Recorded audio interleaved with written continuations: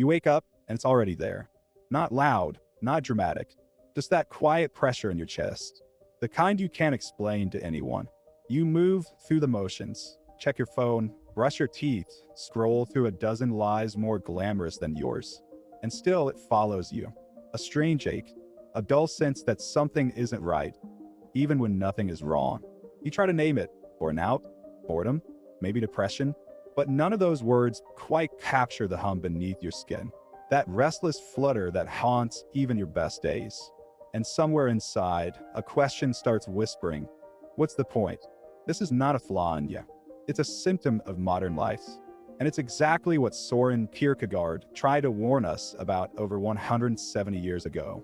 He didn't call it anxiety in the way we throw around the word now. He called it the dizziness of freedom. A beautiful, haunting phrase for the burden of having choices, of standing at the edge of possibility and realizing you could become anything and also nothing at all. Because deep down you feel it, the weight of your own potential. The silent panic that no matter what you choose, career, relationship, city, it might not be the right choice. So you freeze, where you bounce from one thing to the next. You chase highs and outrun boredom. You try to numb the anxiety with distraction, news feeds, dopamine hits, endless productivity. But none of it sticks, because the ache isn't in what you're doing, it's in who you're not becoming. Kierkegaard understood this. He saw a future coming where humans would drown not from lack of information, but from its excess, where people would be so saturated with possibility that they would lose the ability to choose, where they would level down their existence, not because they were lazy, but because the responsibility of being truly free was too terrifying to bear. And here you are, drowning in options, paralysis dressed up as freedom. But it goes deeper, because Kierkegaard wasn't just diagnosing a cultural sickness, he was pointing to something more intimate. He believed that anxiety is not something to escape. It's a signal, a spiritual signal, not a glitch in your system, but a call to awaken. He wrote that anxiety is the dizziness of freedom, but he also said it's the precursor to faith, to becoming your true self. Because what is anxiety, really? It's not fear of external danger. It's fear of your own potential, of the gap between who you are and who you might become, of looking into that chasm and realizing that no one is coming to decide for you, that you must choose. And in choosing, you create yourself. This is the unbearable part.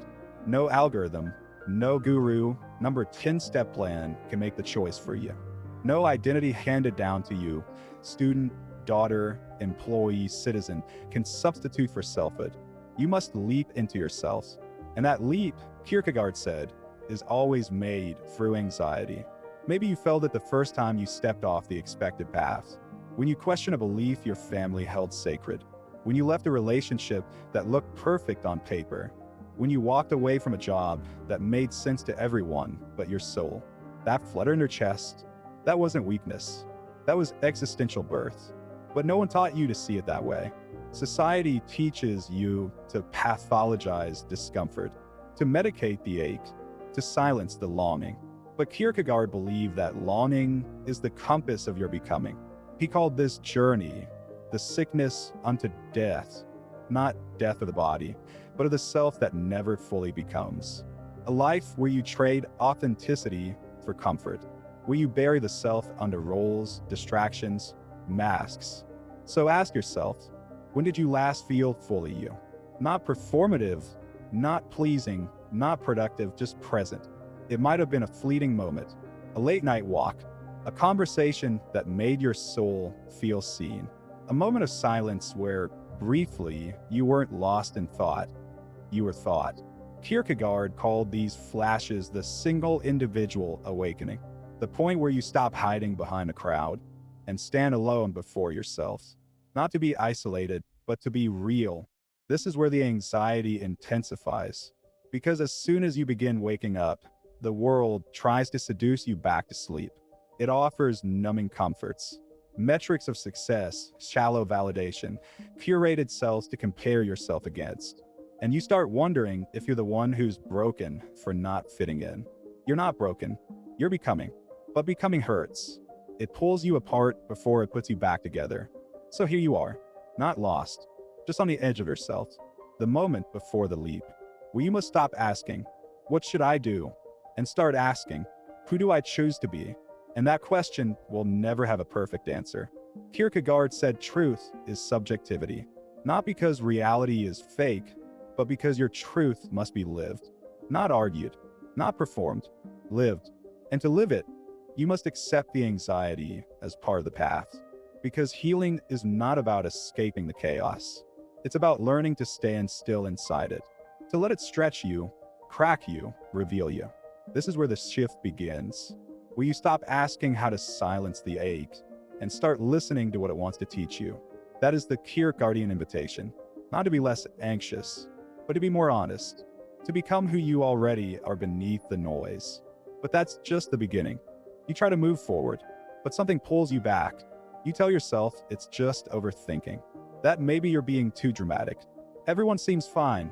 Why do you feel like you're slowly unraveling? You keep functioning.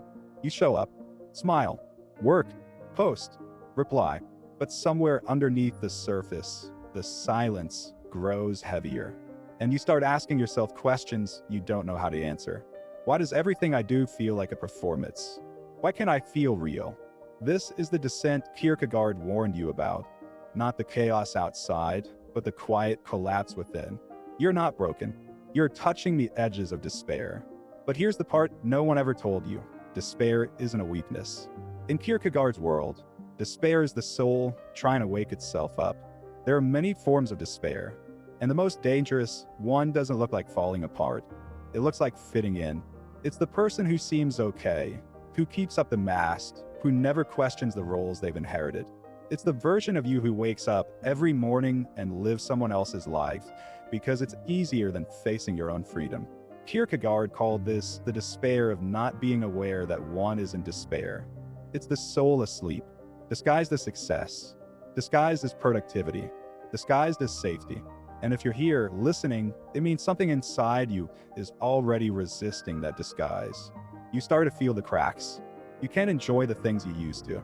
You say yes when you want to say no. You play roles to keep others comfortable. You fear disappointing expectations that were never yours to begin with. And all of it, every compromise, every silencing of the self accumulates, not into rage, not into rebellion, but into this strange, aching numbness that whispers, this isn't who I am. But if not this, then who? This is the second form of despair, the despair of wanting to be yourself, but not knowing how. You've glimpsed the truth. You sense the dissonance. But when you try to name what you want, you freeze. Because somewhere along the way, you learn to doubt your own voice, to prioritize external validation over internal resonance. So you wait, you scroll, you numb, you tell yourself maybe later, maybe next year, maybe when things settle. But Kierkegaard is shaking his head. He believed that waiting is the most seductive form of self-betrayal. Because time passes, and with each passing day, the self you could have become drifts further away. He didn't want you to panic. He wanted you to choose, to stand still in your despair, to face it, not as punishment, but as invitation.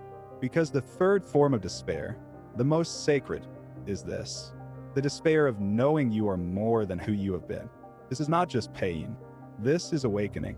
This is the soul saying, I'm done being shadow. I want to live in the light, even if it burns. But to live in that light, you must leave the crowd. Not physically, but spiritually. You must stop borrowing your identity from the world and begin forging it from within. Kierkegaard called this becoming a single individual.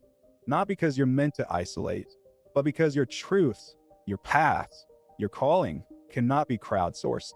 It must be chosen. And that choice doesn't come wrapped in certainty. It comes through the fire of doubt. That's the paradox. You can't become yourself until you risk everything you thought you were. The comfort, the image, the applause, even the pain that once gave you purpose. You must be willing to lose your old lives, not because it was evil, but because it was incomplete.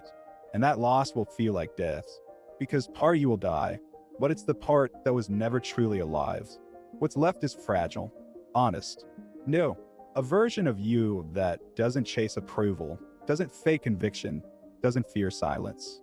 A self that doesn't numb despair, but listens to it. Because now you understand, despair isn't the enemy. It's the doorway. Not to despair for your life, but to begin living it. And what does that life look like? Not perfect, not painless, but aligned. You might lose people, but you'll find your voice. You might walk alone for a while, but you'll stop lying to yourself. You might feel raw, but you'll finally feel real. That's what Kierkegaard meant by truth is subjectivity. It's not about escaping the anxiety. It's about letting it guide you toward the self you were always meant to become. The modern world tells you to silence the ache, to optimize your discomfort, to brand your healing, to post your becoming as content. But the real work? It's invisible. It happens in the quiet moments, in the choices no one sees, in the courage to say, this isn't me anymore. Even when you don't know who you're becoming, even when you're terrified, because on the other side of that terror is not just relief, it's freedom. Not the freedom to do whatever you want, but the deeper freedom to become who you truly are. That's the Kierkegaardian gift. Not the absence of anxiety, but the transformation through it. You're not lost. You're between cells. You're standing at the edge of despair, not because you've failed, but because you're finally ready to choose differently. You don't need to fix everything. You just need to stop running from what's already calling your name. And if you can sit in that fire, even for a moment, something begins to shift. Not outside, inside. You've stared long enough into the mirror of despair, and something has started to emerge. Not a grand vision, not a life plan, but a subtle pulse beneath the noise. A feeling, a flicker, the first signal that you're still here, beneath all the masks, breathing. But don't expect clarity to arrive as a trumpet blast. In Kierkegaard's world, truth doesn't shout. It whispers. It doesn't offer escape routes. It offers you yourself. And this is where it gets uncomfortable again. Because once you've awakened, the world doesn't suddenly change to match your new eyes. It stays the same, but you can no longer pretend. You start noticing how people speak in scripts, how relationships are maintained out of habit instead of meaning, how entire systems reward imitation, not honesty.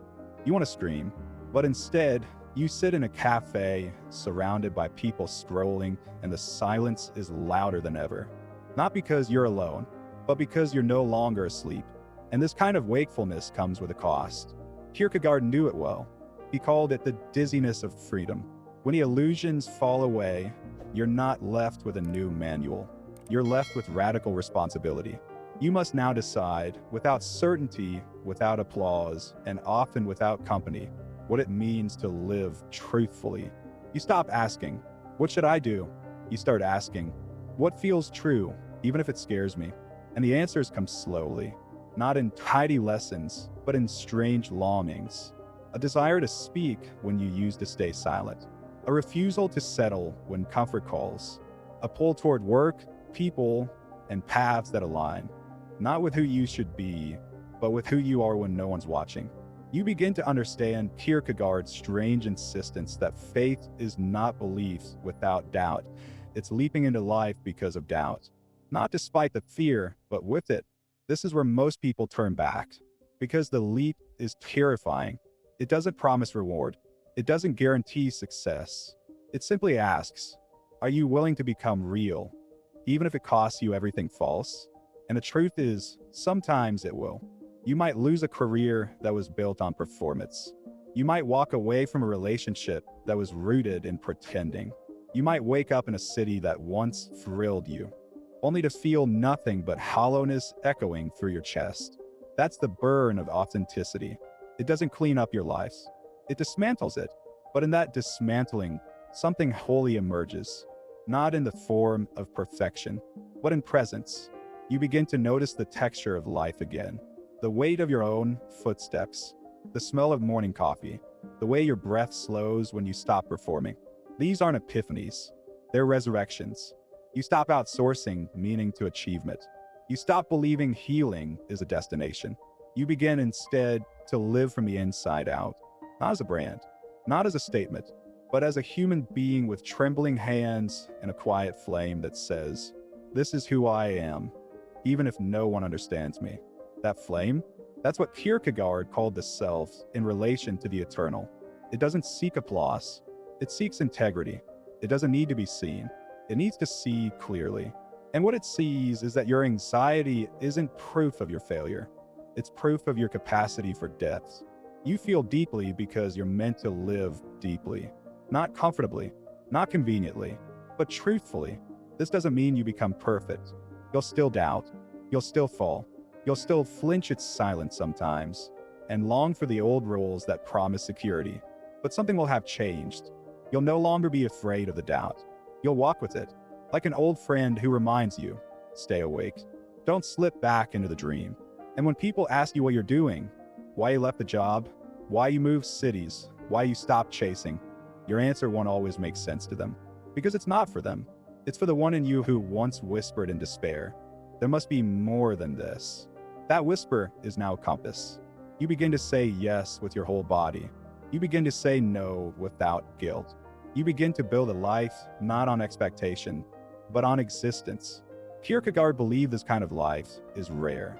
Because it's hard, because it hurts, because it demands honesty so relentless, most people flinch before it. But those who choose it, who leap into becoming, who walk through despair, who let go of masks, those are the ones who live not just longer, but deeper. And depth is what you've been longing for all along. Not approval, not security, but a life that feels real, even when it's uncertain. A life where anxiety is not your enemy, it's your teacher. A life where despair is not your end, it's your beginning. A life where you finally stop asking the world to define you and start answering the only question that ever mattered. Who am I when I'm no longer afraid to be myself? And as you walk away from the noise, back into the quiet honesty of your own presence, you may hear Kierkegaard's voice, not as doctrine, but as invitation. Become who you are. No one else can do it for you. If this spoke to something buried in you, if it stirred a silence you've been afraid to face, maybe this is your moment. Not a fix, not to prove, just to begin. And if you're ready for that beginning, drop a comment below. I'm becoming, because your journey isn't toward a better version of someone else. It's toward the realest version of you.